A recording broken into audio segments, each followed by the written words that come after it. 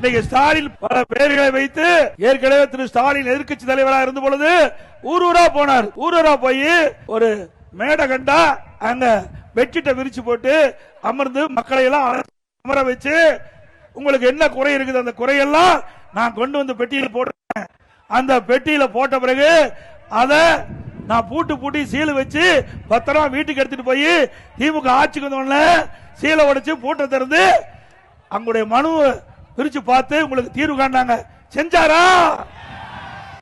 இப்ப என்ன உங்களோட ஸ்டாலின் இப்படின்னு வந்து நோட்டீஸ் அடிச்சு வீடு வீடா போய் கொடுத்துட்டு இருக்காங்க. இதுல பல கோரிக்கைகள் இருக்குதான். உங்களுக்கு ஏற்படுகின்ற பிரச்சனைய இதில் அடங்கிய இந்த நோட்டீஸ்ல அடங்கிய பிரச்சனையில நீங்க சொன்னா உடனே அதிகாரி வந்து தீர்க்க வைக்கிறாங்களா? இது நடக்கிற காரியமா? எப்படி மக்களை ஏமாத்துறாங்க பாருங்க. இன்னைக்கு ஏற்கனவே வாங்கின மனு என்னாச்சு? எல்லாமே ஆத்திர போட்டாங்க.